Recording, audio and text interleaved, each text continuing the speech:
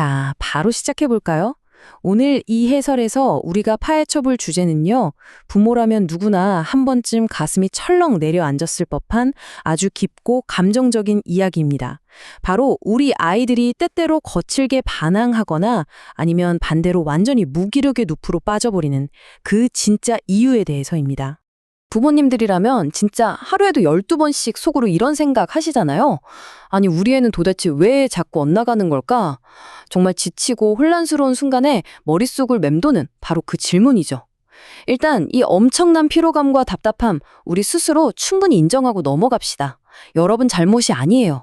이건 부모라면 누구나 겪는 아주 자연스럽고도 힘든 과정이니까요. 근데요, 여기서 우리는 생각의 틀을 완전히 싹 다 뒤집어야 합니다. 아이들의 진짜 속마음, 그 깊은 곳에는 이런 외침이 숨어 있거든요. 엄마, 아빠, 나 진짜 너무 힘들어. 제발 나 좀 도와줘. 사실 아이들이 평소에 이런 말을 또박또박 입 밖으로 꺼내는 경우는 거의 없죠. 하지만 놀랍게도 아이들은 매일매일 자신들의 일상적인 행동을 통해서 이 절박한 문장을 소리쳐 외치고 있습니다. 이걸 제대로 이해하려면 몸말이라는 걸 꼭 아셔야 해요. 몸으로 하는 말이죠. 우리 갓난아기 때 한번 떠올려 볼까요? 배가 고프면 어떻게 했죠? 당연히 울음으로 알렸고 안아달라고 두 팔을 뻗었잖아요. 이처럼 몸말은 아이의 가장 처음이자 가장 솔직한 소통 방식입니다. 솔직히 어른들도 스트레스가 극단으로 치달으면 말문이 턱 막히거나 당장 눈앞에 있는 걸 확 집어던지고 싶을 때가 있잖아요. 하물며 우리 아이들에게는 그 복잡하고 요동치는 감정을 어른들처럼 깔끔하게 말로 번역해낼 능력이 아직 없습니다. 그래서 아이들은 행동이라는 몸말을 자신들의 주된 언어로 계속 쓰는 거예요. 그럼 도대체 이 몸말이 현실에서 어떻게 나타났냐? 방문을 쾅쾅 닫고 들어가 버리거나 밥 안 먹겠다고 버티고 학교 가기 전에 알 수 없는 짜증을 내면서 반항하고 심지어 반복해서 거짓말을 하거나 갑자기 방에 틀어박혀 아무것도 안 하는 무기력증에 빠지기도 하죠. 우리는 보통 이걸 부모를 힘들게 하는 단순한 문제 행동으로 치부해버리기 쉽습니다. 하지만 핵심은 이겁니다. 아이의 반복되는 반항과 무기력은 절대 단순한 엇나감이 아니라는 거예요. 이건 사실 아이가 보내는 아주 절박한 구조 신호, 바로 SOS입니다. 나 여기 있어요. 나 좀 봐주세요. 제발 도와주세요. 라는 숨은 메시지가 그 답답한 행동들 안에 꽉꽉 채워져 있는 거죠. 자, 그럼 이럴 때 우리 어떻게 해야 할까요? 아이가 도저히 참을 수 없는 행동을 할 때 당장이라도 뚜껑이 열릴 것 같지만 딱 잠시만 멈춰보는 겁니다. 그리고 스스로에게 이 공감 어린 질문을 하나 던져보세요. 도대체 이 아이가 지금 나한테 무슨 말을 하고 싶은 걸까? 내면에서 부글부글 끓어오르는 화를 아주 잠시 내려놓고 그 행동 이면에 숨겨진 진짜 이유에 귀를 기울이는 것. 이게 바로 모든 극적인 변화의 첫 단추입니다. 이쯤 되면 우리가 평소에 하던 훈육병식을 다시 한번 돌아보게 되죠. 흔히 우리는 아이가 잘못을 하면 이걸 어떻게 혼내서 고쳐놓지? 하고 마치 판사처럼 심판하려고 하잖아요.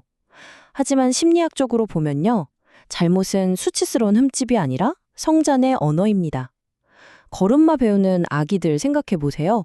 수백 번 엉덩방아를 찧으면서 결국 걷는 법을 깨우치잖아요. 아이들은 실수와 잘못이라는 그 넘어짐을 통해서 세상을 살아가는 방식을 배워갑니다. 우리는 잘못을 심판하는 엄격한 재판관이 아니라 아이가 잘 클 수 있게 옆에서 손잡아주는 든든한 동행자가 되어야 합니다. 이런 동행의 태도가 바로 심리학에서 그토록 강조하는 안전애착의 뿌리가 됩니다. 안전애착 많이 들어보셨죠? 이게 뭐냐면요. 아이가 험난하고 낯선 세상 속에서 상처받아도 언제든 돌아가서 쉴 수 있는 안전한 항구가 나에게 있다는 심리적인 확신이에요. 부모가 아이의 실수를 기꺼이 용서하고 품어줄 준비가 되어 있을 때 비로소 이 안전한 항구가 완성되는 겁니다. 이 단단한 확신이 있어야만 아이는 어떤 시련 앞에서도 무너지지 않고 세상과 당당하게 맞설 용기를 얻게 되는 거죠.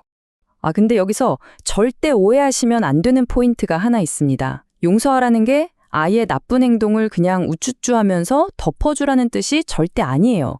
진정한 용서란 바로 이렇게 말해주는 겁니다. 네가 한 그 행동은 분명히 잘못됐어.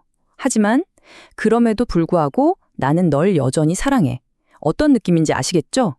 잘못된 행동에 대한 책임은 확실하게 가르치되 부모의 따뜻한 눈빛은 절대 거두지 않는 것. 즉, 아이의 존재 그 자체를 부정하거나 공격하지 않는 게 핵심입니다. 솔직히 아이가 계속 엇나가고 문제를 일으키면 우리는 본능적으로 더 꽉 쥐고 흔들려는 규칙 강화의 유혹에 빠집니다. 너 당장 스마트폰 압수야! 용돈 끊는다! 이런 식으로요. 하지만 우리가 진짜로 승부를 걸어야 할 궁극적인 해결책은 규칙이 아니라 바로 관계 강화입니다. 아이의 그 지독한 반항과 무기력은 사실 사랑받고 싶고 외롭고 두렵다는 그 채워지지 않은 감정적 허기에서 나오거든요. 그러니까 더 빡빡한 규칙을 만들기 전에 부모와 아이 사이에 끊어진 연결고리를 다시 잇는 데 집중해보세요. 진짜 신기하게도 그 끈끈한 관계 안에서 대부분의 골칫거리 문제들은 거짓말처럼 눈 녹듯 사라집니다. 관계 강화라니 너무 거창하고 어려운데요? 혹시 이런 생각 드시나요? 그렇다면 딱 하나, 화면에 보이는 이 숫자 10만 기억하시면 됩니다. 해결책은 여러분 생각보다 훨씬 쉽고 일상 속에 있어요. 아이와의 관계에서는 하루 종일 같이 있는 시간의 양보다 단숨에 집중하는 시간의 질이 100만 배는 더 중요합니다. 하루에 딱 10분, 부모가 나라는 존재에게 온전히 집중해준다는 그 사실 하나만으로도 아이는 와, 나는 정말 깊이 사랑받는 존재구나 라는 엄청난 에너지를 빵빵하게 충전받게 됩니다. 그럼 그 귀금 같은 10분을 어떻게 써야 할까요? 소위 10분의 기적을 만드는 아주 확실한 3가지 스텝이 있습니다. 첫째, 여러분 손에 있는 스마트폰을 무조건 내려놓으세요. 알림도 끄시고요. 둘째, 아이의 눈높이에 맞춰서 자세를 확 낮추고 마주 앉으세요. 셋째, 지금 우리 아이가 꽂혀 있는 것, 바로 그 아이의 세계 속으로 진짜 찐 호기심을 가지고 걸어 들어가시는 겁니다. 딱 10분 동안만요. 이 짧은 시간 동안만큼은 아이를 우리 우주의 중심에 더 보세요. 이 100%의 몰입이 다 죽어가는 관계를 살려내는 기적을 만듭니다. 자, 이제 마무리를 향해 가고 있는데요. 오늘 이 해설을 들으시면서 혹시라도 마음이 무거워지셨을 분들을 위해 꼭 드리고 싶은 말씀이 있습니다. 세상에 완벽한 부모? 그런 건 없어요. 아이를 키운다는 건 원래 세상에서 제일 위대하면서도 동시에 사람 피말리게 고된 일입니다. 그러니까 부모님들 때로는 폭발하고 소리 질렀다고 해서 너무 자책하지 마세요. 우리 스스로에게 먼저 괜찮다고, 그럴 수 있다고 용서와 관용을 베풀어 주세요. 내가 나를 용서할 수 있을 때 비로소 아이의 서툰 실수도 넉넉하게 안아주는 충분히 좋은 부모가 될 수 있는 거니까요. 마지막으로 참 많은 걸 생각하게 하는 구절 하나를 공유할게요. 노여워하기를 더디하는 자는 용사보다 낫고 자기의 마음을 다스리는 자는 성을 빼앗는 자보다 나으니라. 어떠신가요? 불쑥불쑥 치솟는 내면의 화를 다스리고 오늘 당장 아이의 그 거친 행동 너머에 숨어있는 진짜 목소리에 귀 기울여 보는 건 어떨까요? 아이가 행동으로 부르짖는 그 간절한 숨겨진 구조 신호에 응답할 준비 이제 다들 되셨습니까? 오늘 우리가 나눈 이 이야기들이 여러분 가정에 정말 따뜻한 변화를 가져다 주기를 진심으로 응원합니다. 함께 해주셔서 감사합니다.